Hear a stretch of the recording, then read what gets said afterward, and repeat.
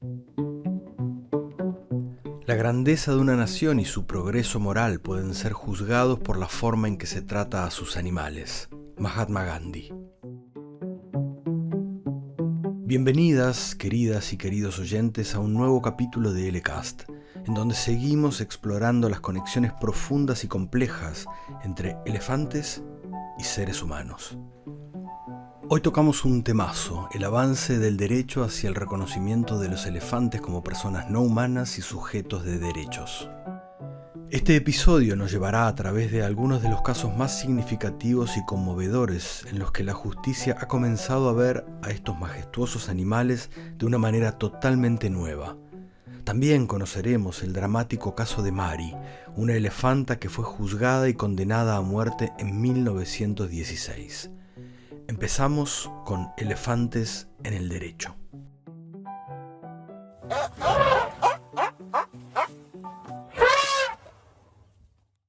El movimiento legal para reconocer a los elefantes como sujetos de derechos ha ido creciendo en todo el mundo.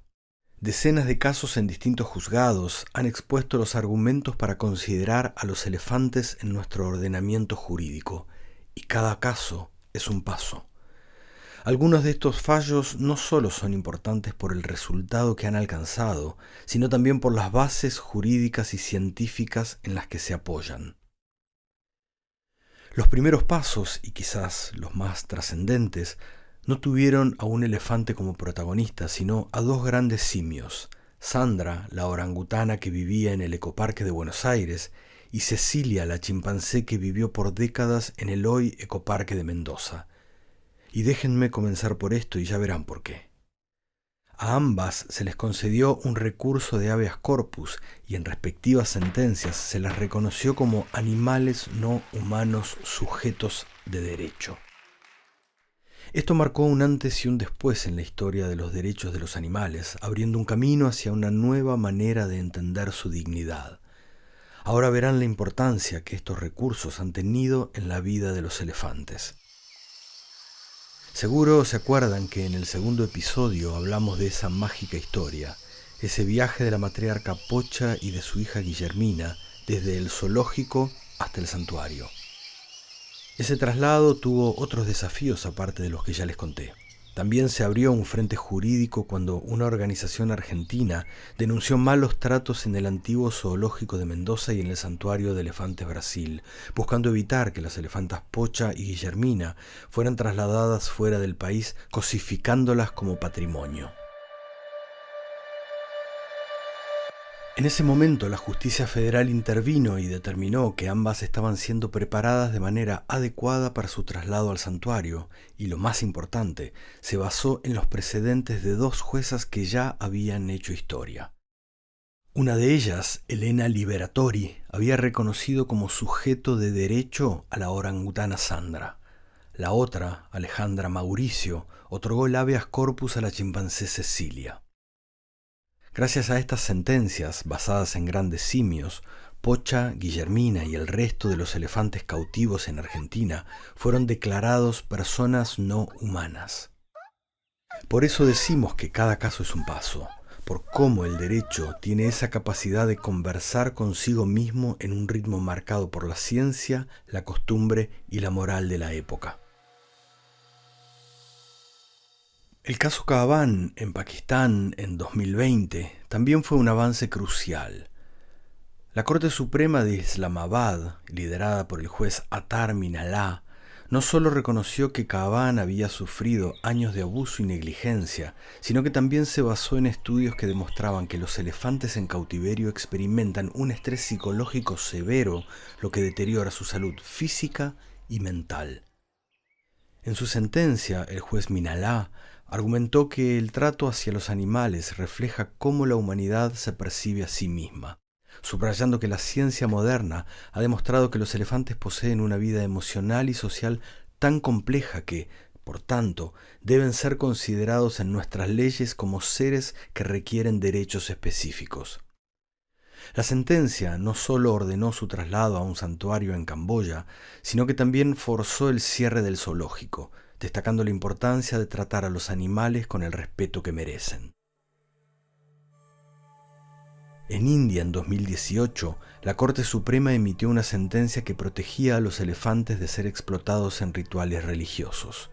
En este fallo, los jueces citaron estudios etológicos que demuestran cómo los elefantes, al ser separados de sus entornos naturales y forzados a participar en rituales y actividades turísticas, sufren traumas profundos y alteraciones en su comportamiento. No podemos justificar el maltrato hacia los elefantes bajo el pretexto de la sacralidad. La ciencia nos dice que son seres que sienten dolor y angustia, y nuestro deber es protegerlos, argumentó la Corte, estableciendo un precedente en la protección de estos animales en un país donde su simbolismo es profundo, pero donde a menudo son víctimas de prácticas abusivas. En México, en 2021, se presentó un caso que buscaba reconocer a la elefanta Eli como sujeto de derecho. Eli, que pasó gran parte de su vida en cautiverio en un circo y luego fue comprada por el Zoológico de San Juan de Aragón en la Ciudad de México, se convirtió en el centro de una batalla legal. Este caso no solo se basó en argumentos éticos, sino también en estudios científicos que resaltan las necesidades sociales y emocionales de los elefantes. El abogado que llevó el caso explicó que la ciencia ha demostrado cómo los elefantes en cautiverio sufren de estrés crónico, lo que afecta gravemente su bienestar. Por eso, argumentó que Eli debería ser trasladada a un santuario donde pudiera vivir en mejores condiciones. El caso todavía no está cerrado en el plano jurídico. En Europa, las elefantas Susi, Yoyo y Bully del Zoológico de Barcelona han sido protagonistas de una intensa campaña para su liberación. Susi, en particular, ha vivido en condiciones de aislamiento durante muchos años, lo que ha llevado a un deterioro evidente en su salud mental. En este momento, la plataforma Zoo 21 ha logrado sentar al Zoológico de Barcelona en el banquillo, con un juicio por incumplimiento de la ordenanza que les obligaba a considerar y evaluar el traslado de Susi, Yoyo y Bully a un santuario. Estas tres elefantes tienen tan poca interacción entre sí que más que un grupo se nos presentan como tres soledades en un espacio reducido.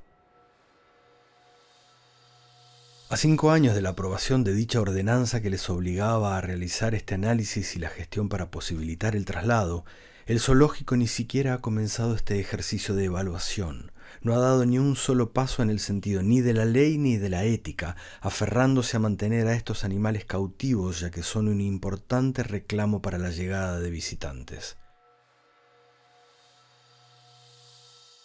El famoso abogado estadounidense Stephen M. Wise, fundador del Non-Human Rights Project, emprendió una cruzada legal sin precedentes: lograr que los elefantes, esas maravillosas criaturas de memoria infinita y silenciosa sabiduría, fueran reconocidos como personas jurídicas con derecho a la libertad corporal. Fue en 2018 cuando la asociación presentó una valiente petición de habeas corpus en nombre de Happy, una elefanta del zoológico del Bronx, cuya mirada, repleta de soledad, se imprimía como un grito que se prolongó por décadas. Argumentaron que mantenerla encerrada no solo era una injusticia, sino una violación flagrante de sus derechos fundamentales. El caso llegó a su punto culminante en 2022, cuando el Tribunal de Apelaciones del Estado de Nueva York tomó una decisión que, aunque desfavorable, dejó una marca indeleble en la historia. Por primera vez, un tribunal superior abrió sus puertas a la idea de que un ser no humano podría tener derecho a la libertad.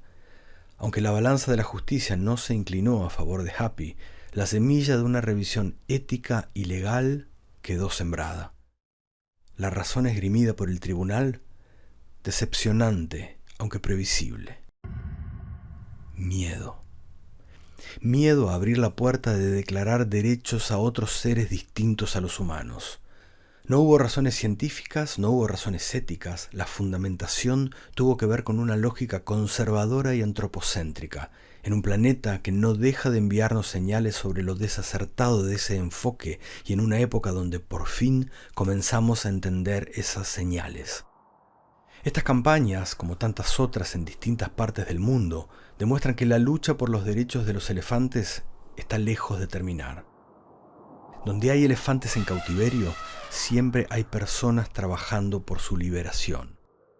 Cada vez más movimientos buscan proteger a estos animales y reconocerlos como personas no humanas, inspirados por los precedentes legales que ya se han establecido en países como Argentina, India y Pakistán, y también, ¿por qué no?, en los malos ejemplos encarnados por los casos de Ciudad de México, Nueva York y Barcelona.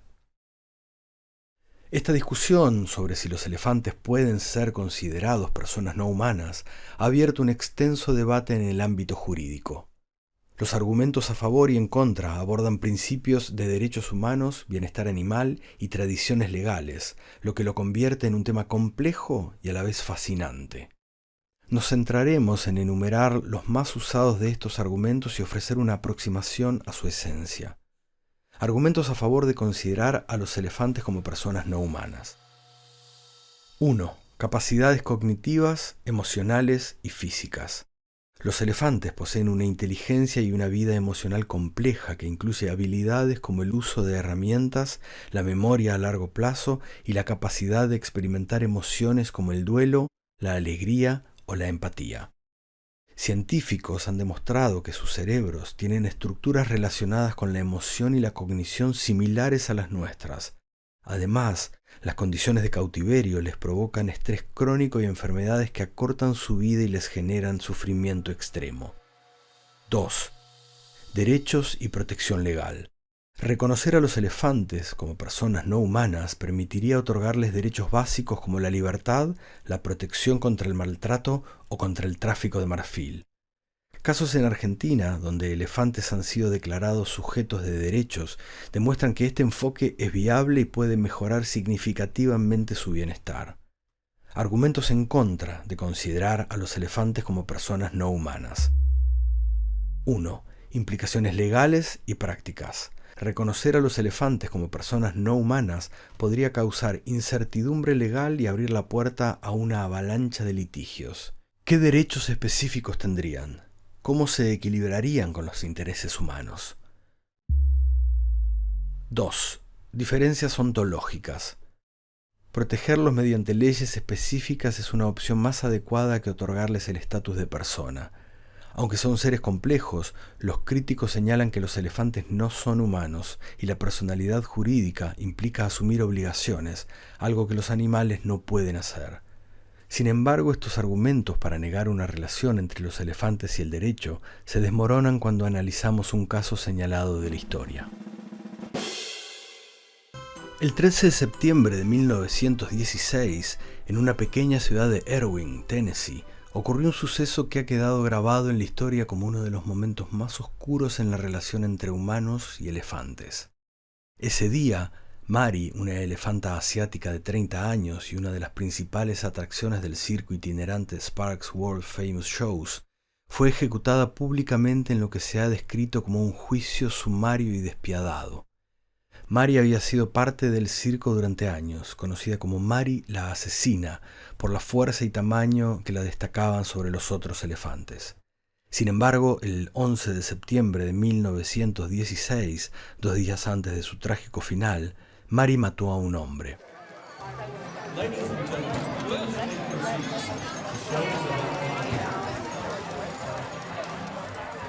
Durante una presentación en Kingsport, Tennessee, un cuidador inexperto llamado Red Eldridge, quien había sido contratado solo unas horas antes, provocó accidentalmente a Mary mientras le daba órdenes confusas y la golpeaba con un garfio. Mary, en un acto de desesperación y dolor, arremetió contra Eldridge levantándolo con su trompa y arrojándolo al suelo. El hombre murió casi instantáneamente. El pánico se extendió rápidamente entre la audiencia y los lugareños. Los rumores sobre la elefanta asesina no tardaron en crecer y la turba clamó por justicia. A pesar de que Mary era un animal, las autoridades locales y los dueños del circo decidieron que debía ser castigada por su acto. Así se decidió que Mary sería ejecutada públicamente en una especie de macabro espectáculo destinado a satisfacer la sed de venganza de la multitud. La ejecución de Mary fue tan horrible como bizarra. El 13 de septiembre, ante más de 2.500 personas, Mary fue colgada de una grúa industrial en un patio de trenes de la ciudad de Erwin. Este grotesco espectáculo fue una farsa de juicio en el que la muerte de Mari se presentaba como un acto de justicia. Sin embargo, lo que realmente reveló fue la brutalidad y la falta de comprensión hacia los animales, exacerbada por la ira y el miedo humano. La muerte de Mari se convirtió en un hecho sombrío de la historia, un recordatorio de la crueldad con la que los seres humanos pueden tratar a otros seres vivos, especialmente cuando se sienten amenazados.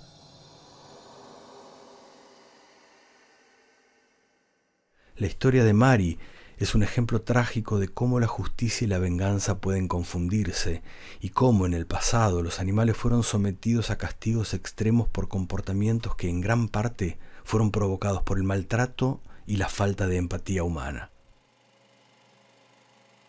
Hoy en día la ejecución de Mari se recuerda como una inclusión en negativo del plano jurídico para los elefantes, como se le exigió una obligación sobre sus actos sin haberle otorgado previamente derechos. El avance en el reconocimiento legal de los elefantes como sujetos de derechos es una manifestación de nuestra evolución ética como sociedad. Aceptando que los elefantes tienen una vida emocional y social compleja y reconociendo su capacidad para sufrir y sentir alegría, estamos dando un paso crucial hacia un mundo más justo y compasivo. Si querés ser parte de este movimiento, hay muchas maneras de que te involucres. Podés apoyar las campañas existentes, firmar peticiones, donar a las organizaciones que están liderando esta lucha y liderándolas. Simplemente tenés que difundir el mensaje de ellos, ese mensaje sobre la importancia de reconocer a los elefantes como seres que merecen derechos. Sumándote estás dejando claro tu apoyo a esa idea. Cada acción cuenta y yo sé que podemos crear un cambio real. Como saben, desde este podcast estamos trabajando para reactivar los traslados de elefantes a Brasil que fueron interrumpidos por más de 2 años.